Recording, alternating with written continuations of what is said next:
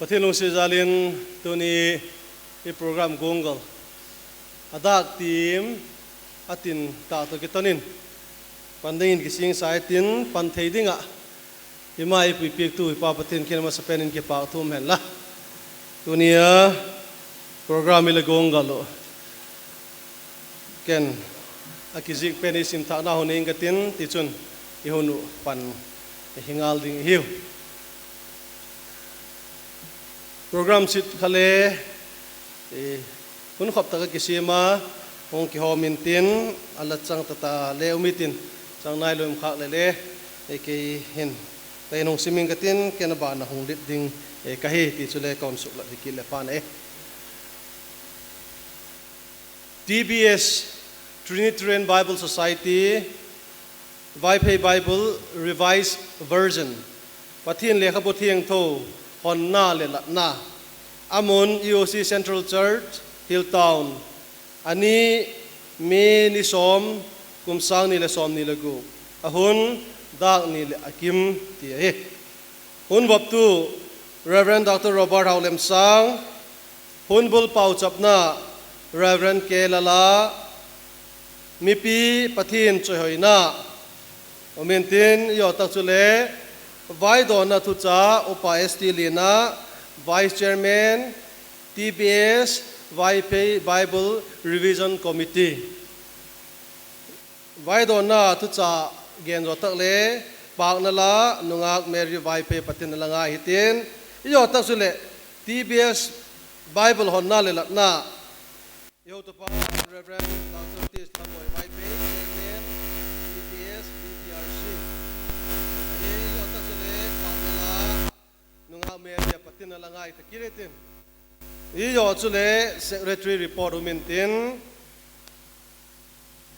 secretary report otakale VCA Vaipe Churches Association lama parholim na Reverend D Lulun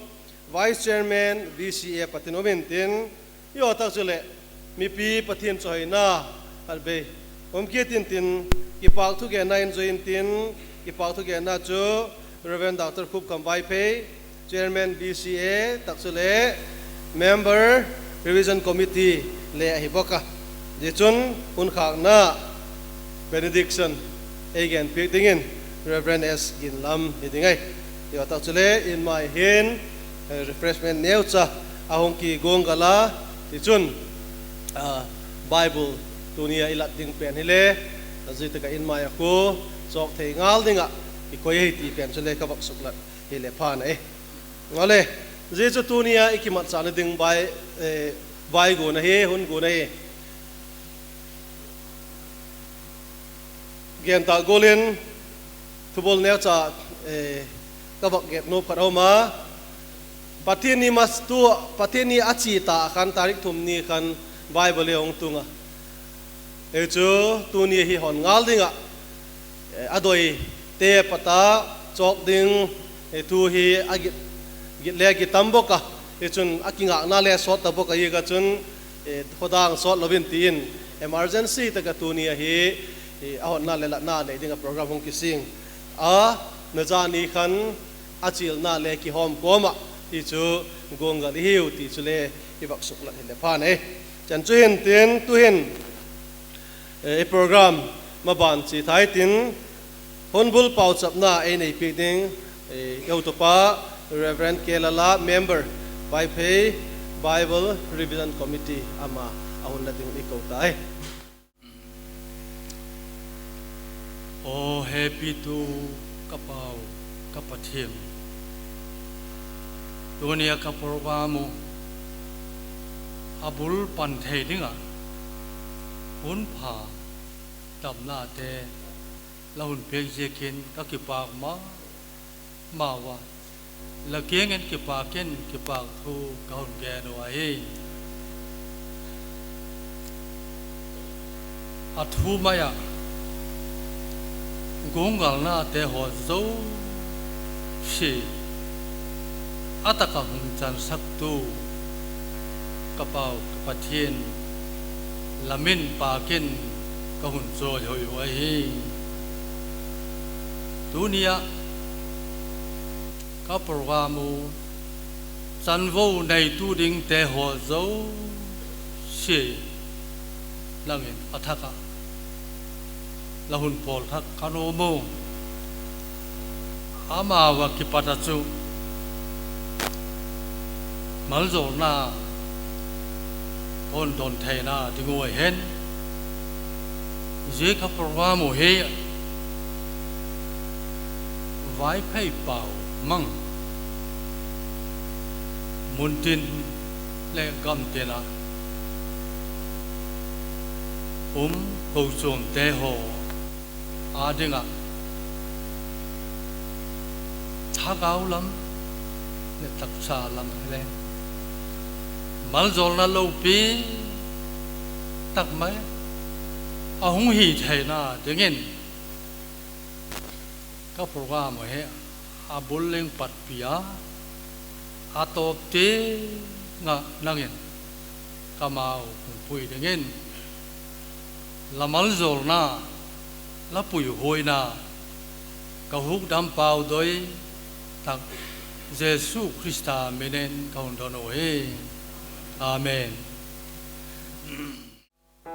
ตักปาสำนัยในปีกโจตาตัวเห็นมาบันเสตินมีปีปะเทียนจอยนั่นละสักความน่าในดิ่งเหวะจะโกงปูเต้นนอกจากก็กินปีนี้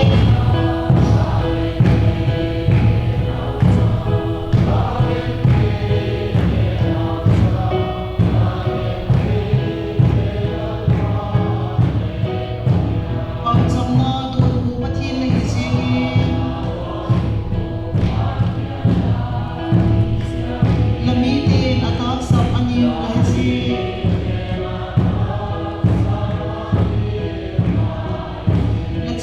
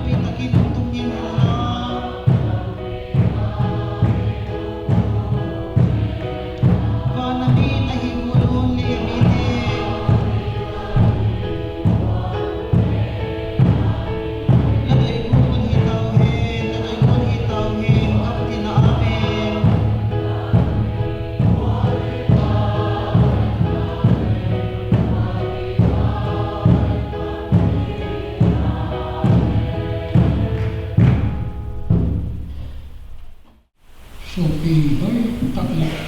nâng gil tập ngày nọ tôi đi xin na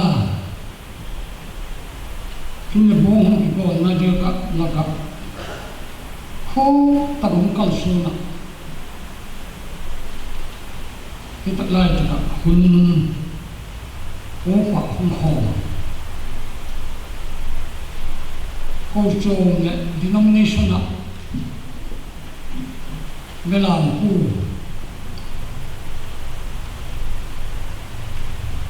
thiên khu tế chú lệ về làm khu tế chú lệ committee chung hồng tu tế nó phi lắm ạ ngày là tất tập chúng ta có một thiên kế nào bằng cùng sòng nga thì lại cùng sòng nga bền lắm vậy nào bằng gua mày thì thế bằng cái phần mà chung cầm thế à lúc thì mình các ngày cái ngày tu đầu sắc à chú lệ tu lại khang ai đi nào khang lại thì cũng tập tê nông khổ thì bảo ông tập gì đó riêng là gì phát ông lùm lại tất cả như gọi tập bằng phát phá ông bị tuyên ông xếp tất cả đó ông organize hi long gil tập quân yang opo cái mà mình PBS Bible Revision Committee meaning pipa tak lungil sum takin nang ma jo si hi achibayo ka welcome kam lam ton atin lum takon kom pomoi ti in tu ni hu ni nang ma te ho hi kom vai do ni ka ki pa ke VBRC lama loi po hi mat team one ding he leong kiloma te ge lai le da kal khat sungin da kal khat le lu win e program ki chai the na ti kha ala ge no he tom dan he ka to le ti go la chung ko le ti chi zung zu na ba ban sun dom dingin ti sai ten to hen pa la lai sat ti ding lungang mary ai pe la ko hitin aman pa la lai sat ti zo ta kai le bible on da le na heu tu pa in nei pi ngal ding ei chu le ba so ngal pa na tu mary ko dai masapenin hun hoi hun pha e bitoi bi pa pathin chungen ki pa thu ka ge na chule tu ne program lo pi ta ka ke le choi na na sa the dinga loi pate doi sapna ka chan jikin pathi min ki pa thu ka ge na he i pathi ni nei pui sing hi tila pathi lo pi ni din sa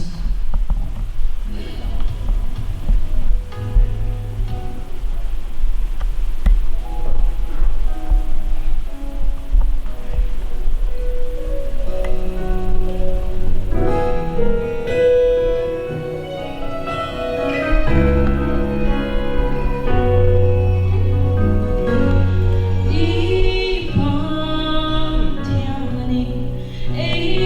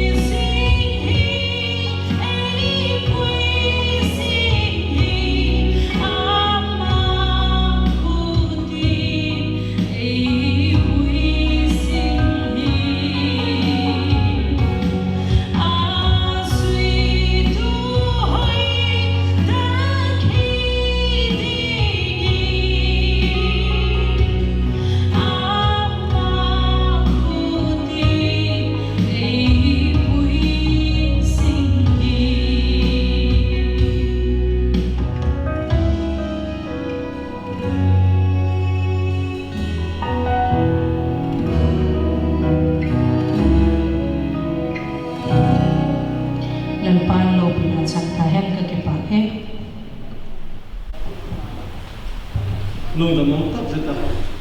no nu Mary apatin pati soina la lu kita ngai tha tuhin ma ban sum zo betin tuhin Bible tunia I Bible pen he ahon na le ala na nei ding ita jun ding chuneu pa ko ding he evangelisal vision lita kun Bible amai pul pilamin sai to ki ding aba thing ba request ya lau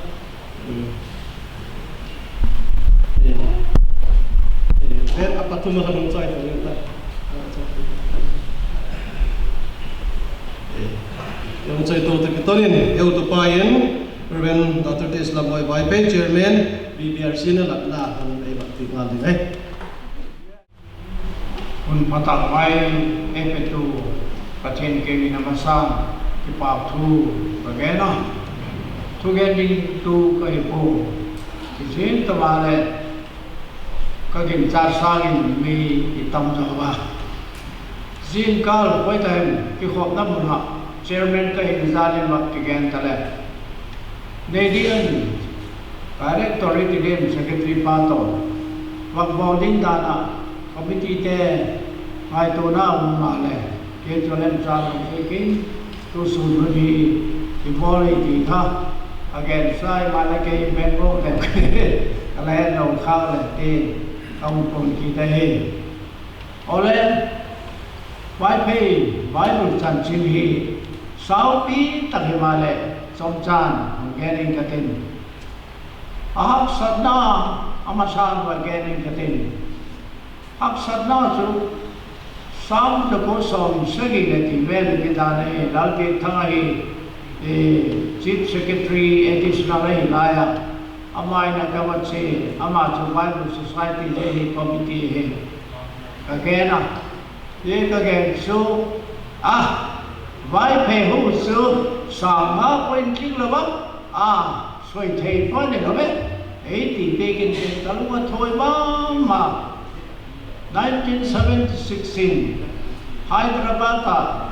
National Conference là cái dedicated year 510 của vùng cái tầm xuân cấp sĩ nan ra được khát hun khát cả gu Lena Bangalore cấp bậc chế lệ Russell Sell cái gì Regional Secretary the part of the Kamal Kimutowa kagene white patent Holy Bible ne nailo mo ati chen ke bachun in Badhan Bangalore amai na chun ka kimuwa anle ka ne khomo lamdang ta wain apathumna a final le hinailo male Singapore conference ka chena chun room pakhata kagi na chu kaloi pa chu nitakin kaloi pa chun Apple karun soya excuse me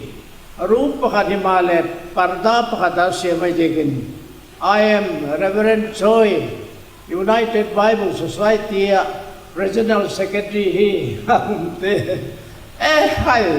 you are the one I have been looking for ti pa om dalom lo mate ka chi bai ngala Pathin Pui Dan nếu trả các bậc kẻ nếu anh ngay thêm một lần cái thì chun các kẻ này thì lệ bia sai tên đang Bible chung afan amat do ta cái con hùng sự ta lâu tiếng hi thì pha tin ấy là cả paisa cái đó lên thì chun băng chân chân cái ball lên sung lệ vai bằng sang hem thì bằng hạt tin sáng cái vel hem apa kidu Muzaffarun Sividon kapung sa tolon na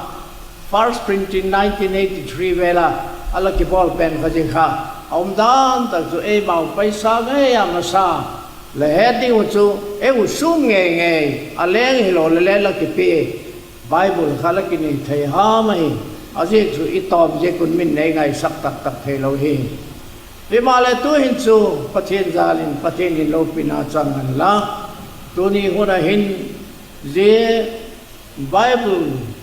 ini now like a hinjahi ani vena athu vena tidem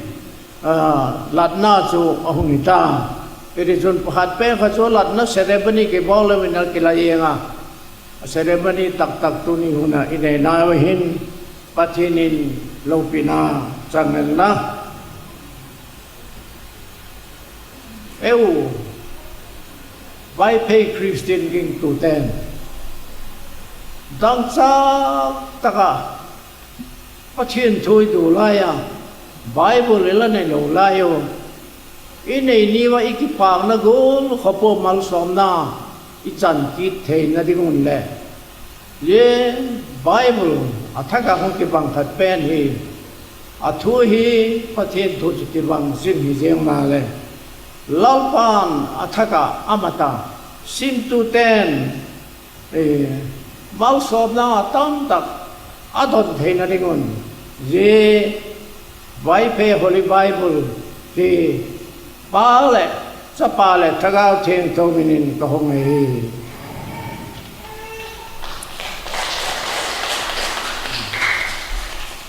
học xong na đây cả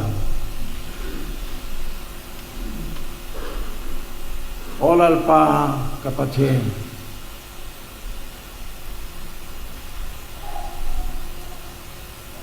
tu ni hun các ngài tu lại cùng xóm ni mà sang làm hai cái học sát nào thế ho ngài tu na là hú nào bắt thiên tuần vay phê sa te Christian tom mà lem là lung xe ta le he piera sel kiti Singapore ki patin alam piu ke hong to helal pa ka hun nei do dung Bible Society ten khát về prun e bol pe ki to kêu suma ka bol do no mun jigol ta mang tun thilong uma tu ni hun lalpa sum sen le ngai to na ding boina tam talo lovin Bible committee ti na la ki semin a secretary dingin Dr. Robert la ki gona tu niya jegol ta bang lalpa la anga lan kit the ding na bu thak ka ni je kon lamin lo pi pak sang na ke ki pak thu ko ge ne sim tu te na thak tak me ya mal zong na ane the na dingin je Bible pathum hi sim dingin mi pe te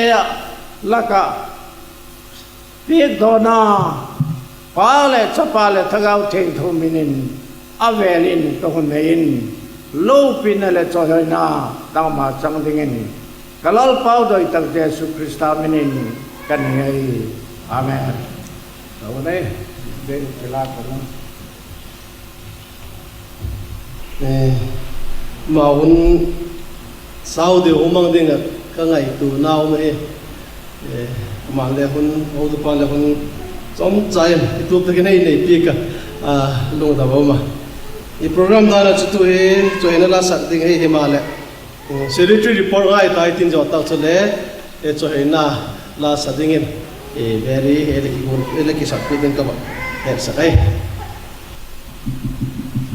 secretary report trong kim chain hon pe kanoma chon kon zik tha point som le thum ka zik tha ji hi sau lovin hon gen chai gong ka tin ji chu ke hon zona hingal ding ai chole gen ta golen dunia Bible lat pen hi Trinitarian Bible Society London te in sanga ko som gi le thum in ka he a igam hung tunga ila latu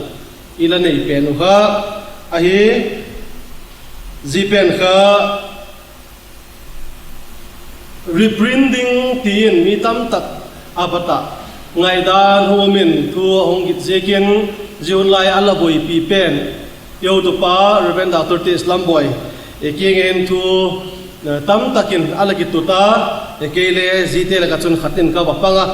eti chun loi pate hong kheu tu kin ama in correspond cha un vol pana zie pat chu tunia itun hi ting yong ki tungai ti pen chu iwa ge tingin ka bak suk la hele phana secretary report chu ti gorin kon zika TBS YP Bible hi adoi lengai na ten adot nagulun how to par Reverend Dr. T. Islam boy YPN TBS London te ala kiopia ti chun line hong lak tu zonungin Reverend Dr. Robert Haulem sangin back translation ala pana jichu TBS 10 ahon pompadon Bible hi revise bol thadingin lem sakna yun piwa ti chun Z Bible hi Z Bible revision na hi hungki bol pat ai print thak ding iti kha kita kahin ibang heading ka bak toi chu 1980s to 1990s TBS 10 Bible alat print publish ala bol te wa ka revise bol lo ba kuma reprint ki bol pik talawai atiwa ega chu ACD sa reprint bol ding ka anom tapu wa revision bol ngai te chun aya wang ka tulaya printing press egola hi nailo a roll film dana lom te kai seken ala lui pol so hita ai ziga chu reprinting kha amawin revise bol na sa ding ti ati zikun revise bol na kan back translation ati ba Genesis sapata Revelation chen he Bible champang zarhem book zo sinong la ta ko zika back translation la ki bola ji so en thawa ji e thawa no chen o ma ban son thei tan law tia ma ban la ki son ai TBS YP Bible Revision Committee formal taka first meeting to July tarik som ni nga sang kha chakos hello sang ni le som pagu kumin ala ki nei panai zima nga kan loi le pai le well wishers hen khat ala chu khomo pan cho ala la panu ti chun ji ro kan committee member on formo committee member an form lai ta kon ke South Korea kom lai ta ke ji chun secretary tin ai la go to meeting informal meeting la mai la formal ta ka meeting hung ki patna chu July tarik som ni le nga kum sang ni le som pagu ni ka ai ji zo chun London apatin TBS loi pate Philip Hopkins kiti to Paul Rollins kiti pahi ahunga phai kun in fal hotel akun July tarik sompani kumsa ni le sompagup ni in TBS YP Bible Revision Committee te ei ki mu piwa paudang dang thote Bible translation bol te revision bol te le ki mu piwa ji ni khan ei vai pe pau thote kha ei ki mu piwa zinia ka ba ki mu tu nawa pat khan Paul Rollins to Philip Hopkins khan vai pe pau Bible he revise la bol zo wai le publish bol the ding ai a publish ding mi le ki mu ding hong kyol pi ding ai tien ei la ge anu ti khan full singa zini pa kha hong ki chi pa ne chun Bible revision hong ki pat taw zekin chief revisor dingin revision bol na amala pen tak dingin you know pau pastor TL mang vai phe hi ala ki gota ti chun ama mapui na noyin ji revision committee khan a revision wa kha ala ki panai chule Bible revision bolding it is in line alui pen kha dana ka gen bolin tulaya printing press bol hello roll film dan alom te khai zeken a soft copy ki muzo tapo ekhan London te ha ki dotai le amawin xerox a bol lokha word akon wa awatu ai le ai digol takin ai thei ma po apu ka patta xerox ki bol word ki convert kha ai thei lo zekin revision bol te adinga til hak sa pi hi echun a Bible kha a soft copy ne ngai zekin a type bol ding mi ke ola echun unau pa benjoy BI zolo na ECT ase mahi una pa benjoy king ina ki gena ama le patin na sepna le langai dingin tin tom ngai so ding na ki gena ekhan una pa benjoy hin ji Bible pen alui pen kha Genesis pat Revelation chen achanga ama in type zo pi ai katino mai ngeu cha mun khat mun ni sau bek lo una pa elzoin ni ala ki thupia ji cho hi ain la 90% saga tamzo let us say 95 to 99% hi una pa benzoin ji akhota ta ngat ngari pa cha ro ma jenga ata man le mi agu la ki pelo in la e ka pathin na se na tak tak la in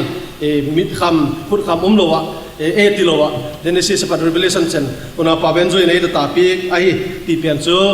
kawak su la de chun Bible he akita to don join revision bolding khamia ki gota revision bolding in ele proofreading able reading in revision to proofreading able te khen seloven kaun ji khoma ji la ka chun ho to par ben doctor case khai za kham apanga ho to par ben doctor khu kam vai pe chun chief revisor par Reverend Tiel Ma vai pe Reverend SL Min Lu Neisil Reverend Kevin Mang Lun Evangelist Elvis Lalven Mr. Nek Lin Sim Mr. Sim Zalam Mr. Lalson vai pe Tui Nu Hita Mrs. Angela Lam Nei Be Miss Kim Lal Nei Chun Pu Thang Cha Hil Town Ko Chum Mapat Popa Thang Nei Sang Tao Chule Evangelist Kim Khunei Ahe Chun Kei Ba Chun Revision Ball Paul To Tu Account Sim Ta Te Kha Revision Ki Ball Proofread A Ball Pik Paul Hi Ba Ji Kha Kawak Su La Hian La Chun TBS Tehin A Bible cho lo ba le khabu neu cha cha pani ti chule le ding hun ti ba ji ei le pi ding chun Reverend Lam Nei Pau to una pa ne len si me ala ki chila Reverend Lam Nei Pau in the Lord gave the word kha ei le pi ka chun una pa ne len si men which Bible version ti kha ei le pi ka pania vai pe Bible la vai pe pau ki le hita chu TBS 10 print down bowling uti tu ting in a print he a king hong tu nai lo ji le print ding a hi tai chun TBS revision committee te he sum le pai le ki de ko chum BS ne hi lo wa angai poi mo te kan eu tu pa malak nai ti kan ala ki bol o mai ale Z committee member in chairman in Reverend Dr. Tislam Boy Vai Pe Panga vice chairman in Yotupa Upayas Dilina Apanga secretary in Kei Kapanga Chun member in Reverend Hupkam Vai Pe He Chun Reverend Kerala He Reverend Ginlam He Chun Reverend Tiel Ma He Reverend SL Min Lu He Tasule Upatis Lin Ma He Tasule Evangelist Kim Bune He Ji chu tu lai taka committee member te chu ahiu ji te kha kum khoma bun hung chi je la khani ti ta ko le chu le pai du na le pa za de ma sum achal akipoi mo ta kai le ho tu par ren da to lam poi vai pe he ta chu le upas ti li na ya ma te gel he lung thim ngai tu na le pang sum le pai le ti chei sian pe zelo chuna kal lak le ko pa ti sian wang he chun ke le ti chun kala pang khom se ku alu bok penin sum lam ai chu ko pa st li na to eu to par ren lam boy ten ji sum le pai ma mo ta kai le ong tum se koi ti chu ka bak su la kit le pa na un chai bang kai tai chun Bible ka ong ki revise ong ki bola ong ki chai ta aki thota le mau le project hauma ma ding hi ba ai Bible en lu hi Canada North America Canada abis hi Elizabeth Thatcher akiti Elizabeth Thatcher Canada abisin amai ta ti chuna ki ho tu se la email kita chang le online in virtual in le ki ho se ka ti chu pan ala lakho ala ki lakho mai ahung chai pha aki chai pha den aki submita le chun ma win publish bowling in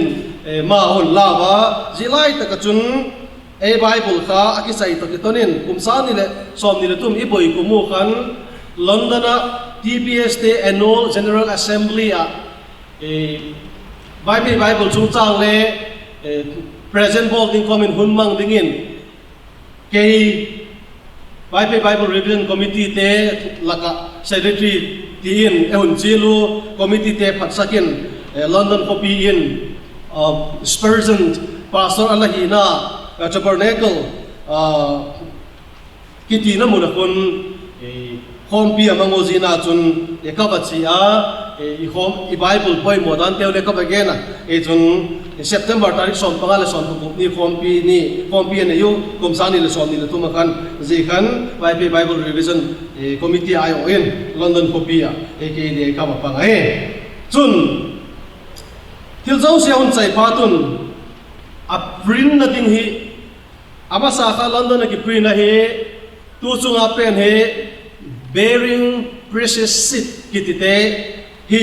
ahung ki pedoku listen bearing precious seed te hin au ki pi to dong join India Thomson Press akole press nei de publish nei de to tin kala ke upi ba ile ama ma hin le press ani ji kun abau ga ma print dingin thupung na ahung ki sema ji Bible he London at TBS 10 ay boy piwa hising lion agi print na he America Ohio State America agi print ahi ti jo kabak sukla ila para april hi ningkum 2025 September October la ka sai tawa ai lahun thot jeng thei puma athot bong na de ak sa jegen jipa da chun abangele advance copy kala donu advance copy kan ji a leather cover hi to a hard bound ji on to tu copy som ni on to tu ji copy som ni chu ningkum November tarik som ni le gup ni in Reverend Dr. Cook Kambai Pe BCA chairman le hi ta chun BBRC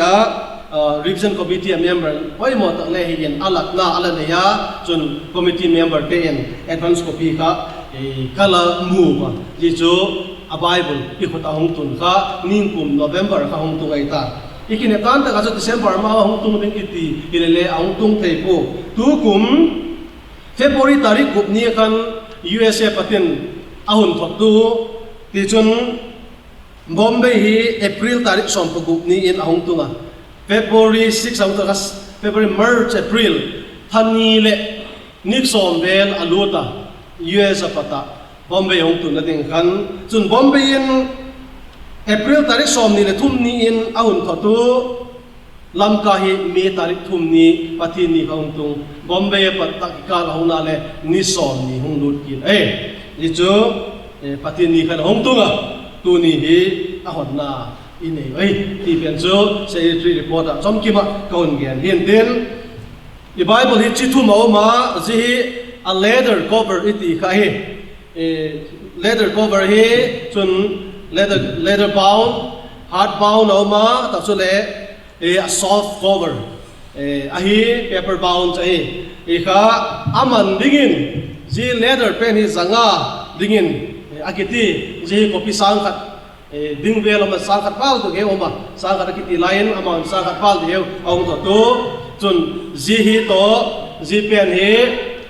a copy zat chet amount le hun gen po wa ke le ni khan ni hong tung pani je ke hoi dun kasim pu ba ele aum dan tai sang nga gen hung idin kai sa pu le chun ji hard bound hi zania zok ding ta chule ji soft cover hi zakhata ki zo ni ti pen chu tunia e Bible la tu i bak zok ding dano ele panten patien tu mi zau sin ni nei ding e ki doi sam je ka aman le ki susal lo ba Bible khat zakhata ba jing chu ka ti oi le hilele tulai ta kain kala tu upa de upel khat le hi amin le ku dai kitin ho tu pa khatin tulai ta ka bai pe pau mang te igen theidan tu chungala I thukna ingai tuai le Bible zo si le atang pi kung ki hauta zite zo se chun le in su khata khat zo hilo in kun tinin effort abol zo da ding khop ti in zahat khatin aniem pen zo tia aniem te pen hong ki bol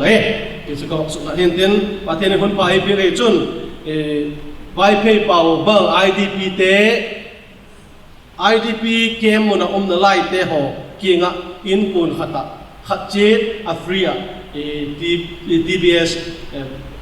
tu hong ki ta thak pe ni pi dinga committee ten tu pum na akene ya ji chu dari di tahun IDP muna na lai te mo ama ka ain kunu in sona khatji athon le ki bidingai ki chu dunia Bible release to kisaya ye ba het ningu secretary lama pata report on pi chom kim ji tu hian tien po report na akim lo le khadin ka ngai tua ta chu le ating lo bol khil o om ta kin le patin men ki ngai da mitin chu su di zel dingin poi dingin i ba ki chi so so ne ole chen chu secretary report kon pi hil pan tin tuin maban program maban sun jom je tin nunga Mary in choina la eng sa pi kin tin ama en choina la sa zo zo ta kai le ke hung tin ki talovin Reverend D Lulun in BCA lama pata holim na ko ma nei ba pi dingin i ba ke sa ngal hile pa le i ba ke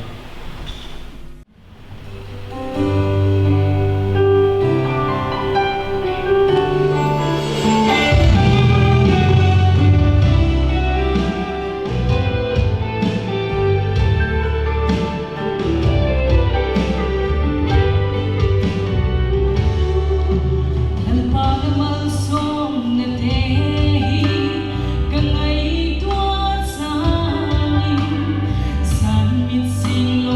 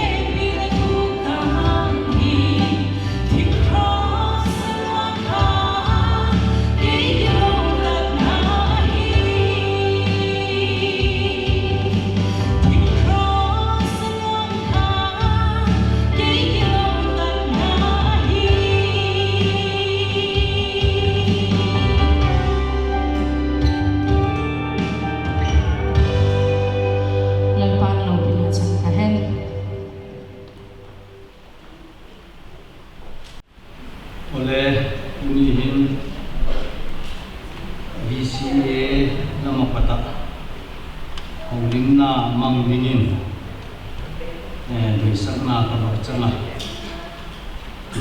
ka sa amasan VCA hi neu khat ala he chin lo bang le kun ka mai de hi je kun ka ba gen chin mon dewa amin chung cha lo mo masanga khan Vaipei Christian Association in Tam hi in to he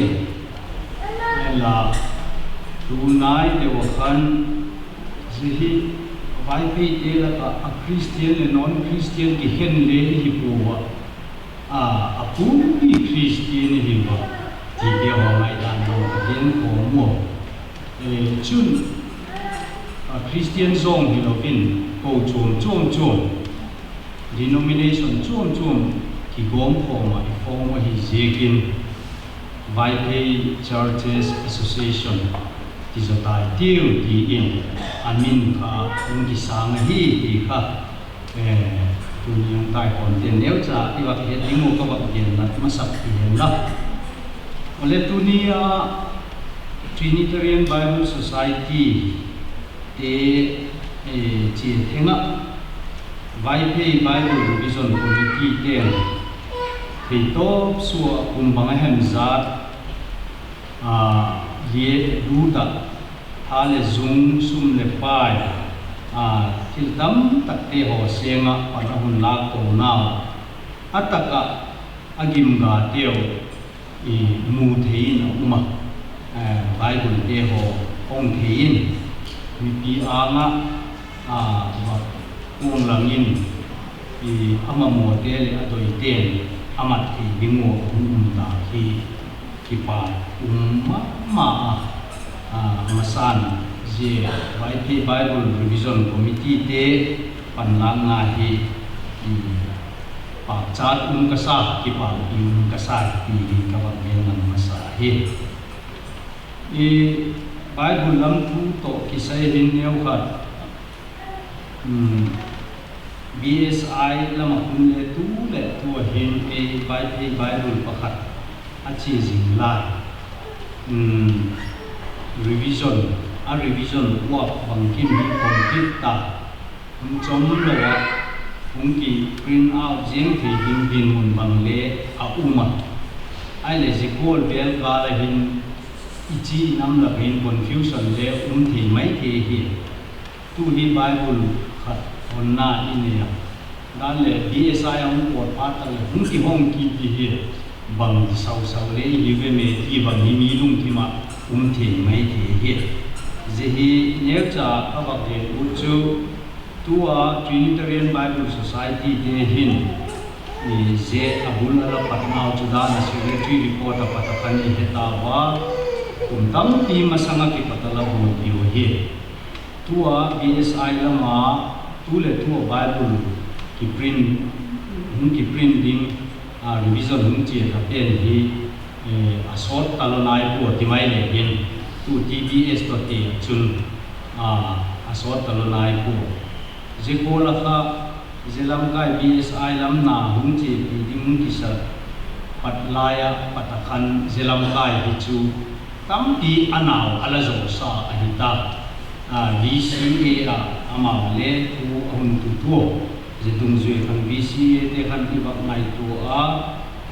Bible hi version chum printing chum hi wang ti hi neu khat chukala ge no ahin na je chu italogin kum mga hem zat amun bol itawa je gola apan lang na hi ikipa pizo mai ding wa hi ti in VCA khan le tua Trinitarian Bible Society thua Bible Revision ki bol pen ni ahet ina VCA ala ti hi je ka chun tuni huna hen keni mal doidan khat pak gen taleng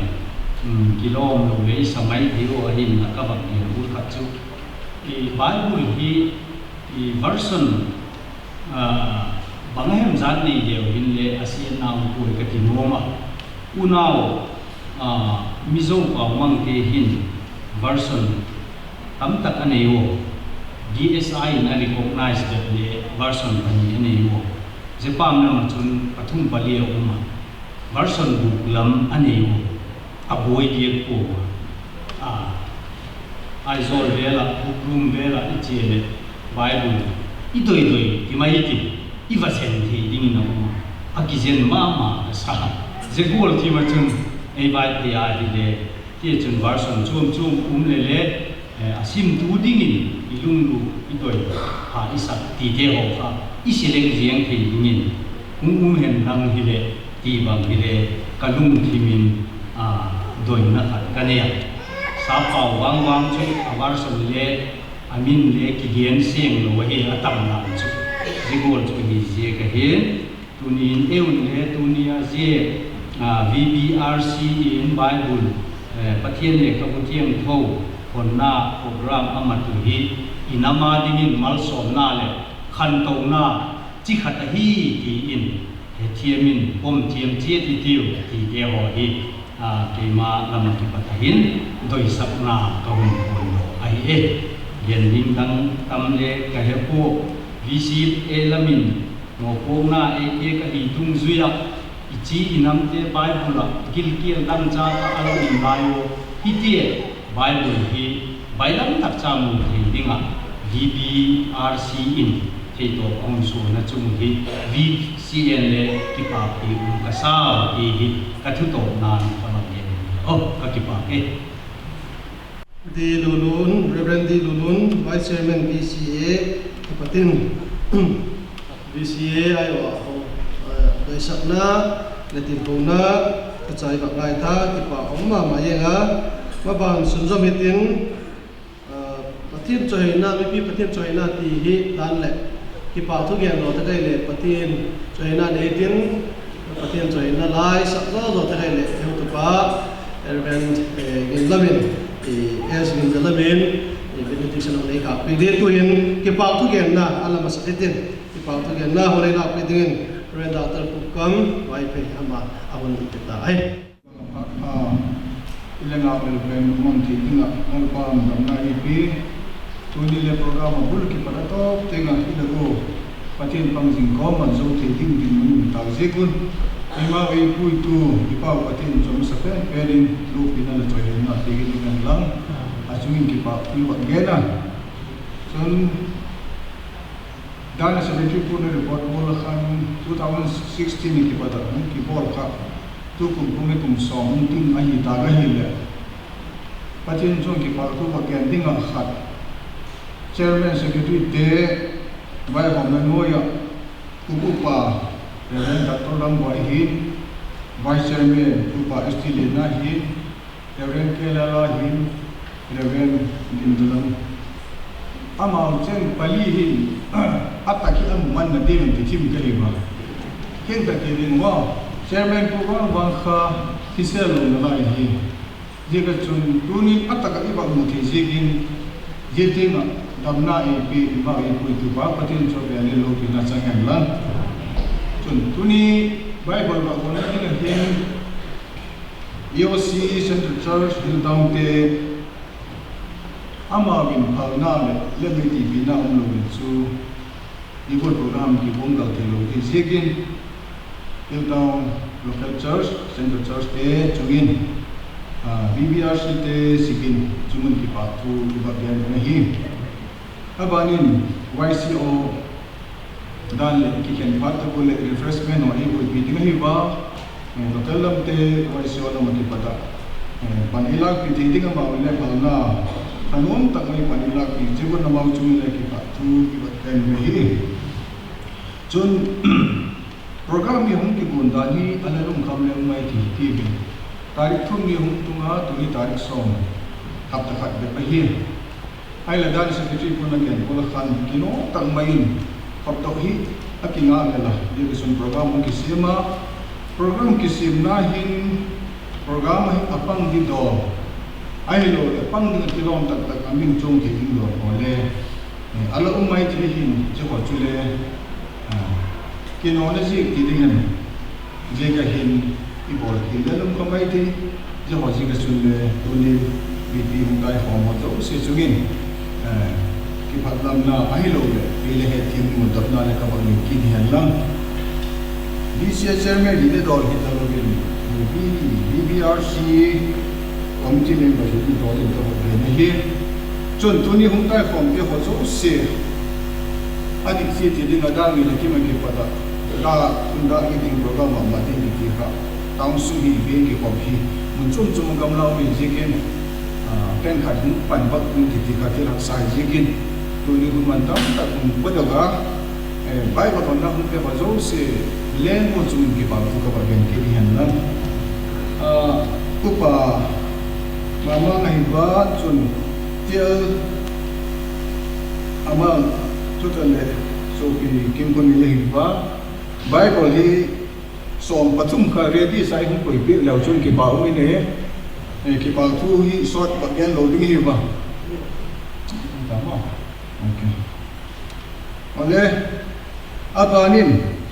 dana secretary puna ba gen chang si aleng ba gen ki le hun le lu di hin chief translator agent translation akan pastor Chelma alaki goda tomai tamai amale hun be ama chumi laki patu avelu ba gen gida je bana chun tai pi si hi til bai a hi bo so pe ben joy abi tamai kelle ama chumi BBRC te sikin chumi ki patu ka ba kum ki du nahi je ban ki da chun panala hunsa na meri hun ki bi chil tang mai zani ba ki gen ko ma tu ne huni ba ki jigen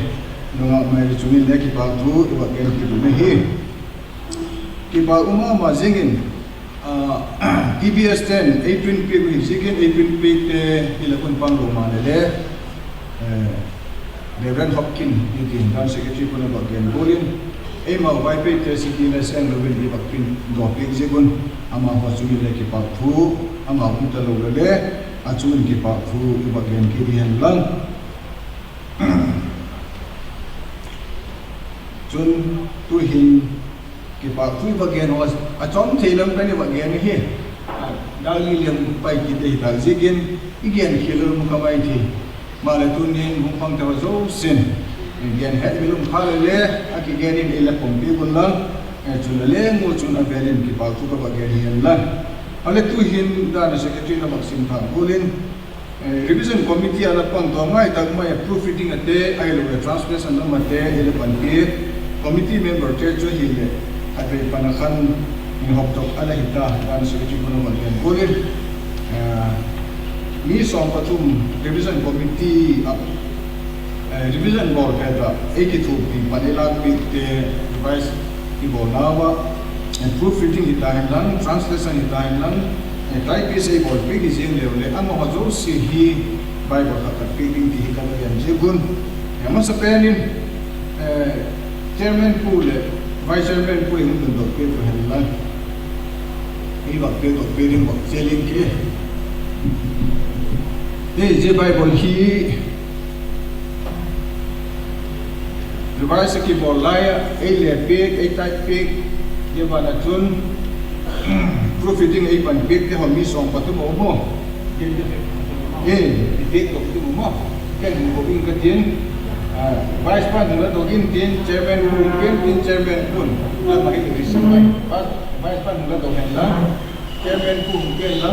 ama ka do do te thak ken do ngin mo ma sa pen ren Dr. Case Christ come amahi program ni hilekiloma ni bo insu bite mo na ka homule abani de kin beting Reverend Kevin Mangu na he evangelist Elvis Lalben aban ba de kin sal mu da sumpa ne Reverend Dr. Christ kom ki pam taloi abani Reverend Kevin Mangu apu ya Reverend Kevin Mangun lo mo ông alag pe thi dom din ông lo kale evangelist Elvis Lalben alag pe thi mo pa me ap ni pa me apanin Mr. Ne Lim ông ấy nghe liền xiêm đúng không abanin Lawson Cooper Lawson lúc nhé Mr. Lawson. Lawson.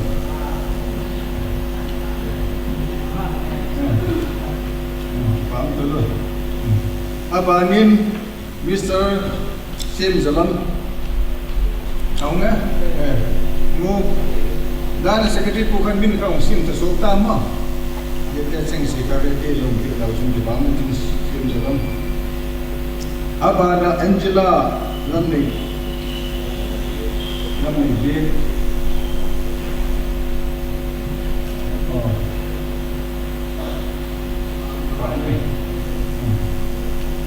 Abalin Kimlal ne ho. Abalin Kimlal ne.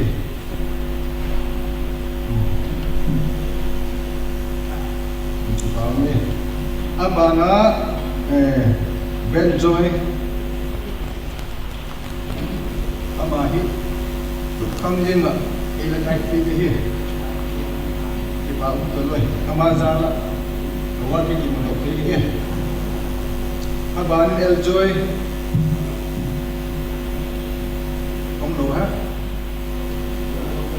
Eljoy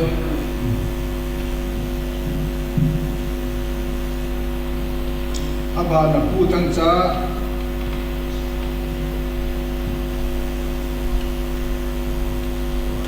Pu Tang Cha Aban Upa Tang Nisa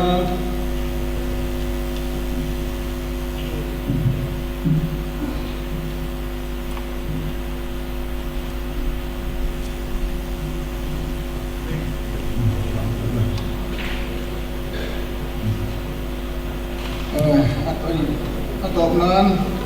tunilin daga la patin sa hilai sakpe mga Mary nela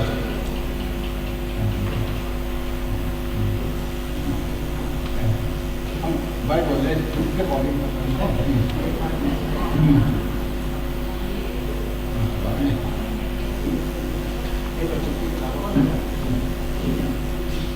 Kipa goma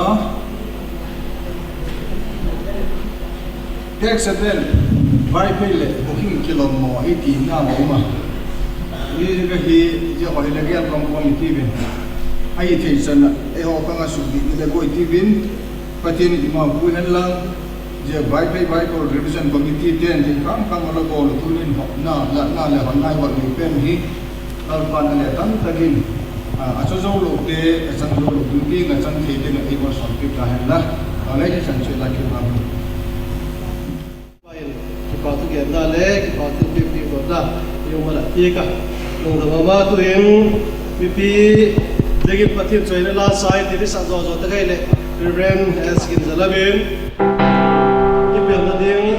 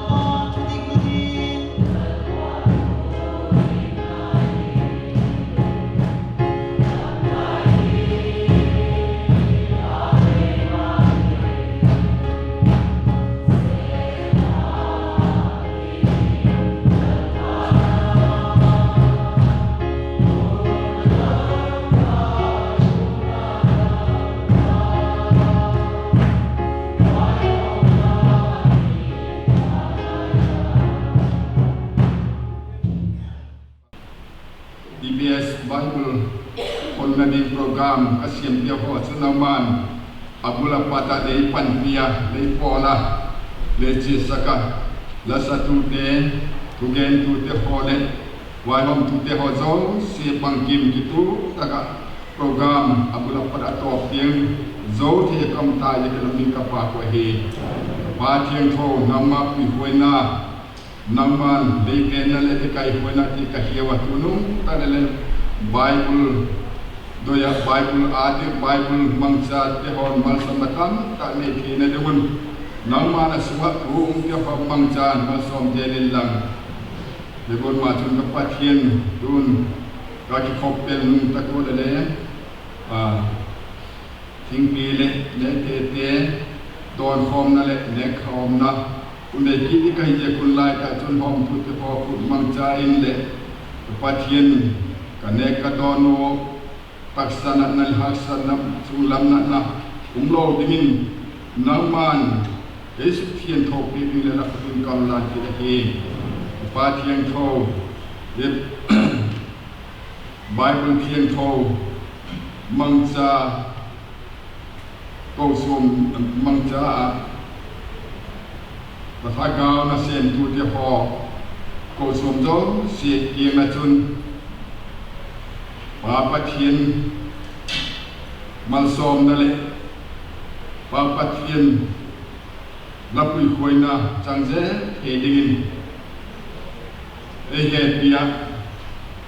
Papa Tien Nehu Damna Esim Pektu Le Hu Damna Dinga Kuasa Hungkia Tanna Esim Pektu Lalpa Jesu Kimachun Toy boy na le lo pina te ku sakinu mella la ta Bible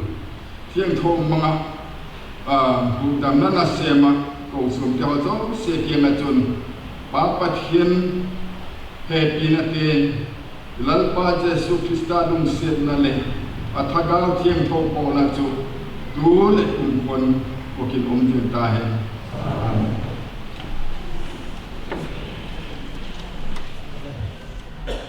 Wow,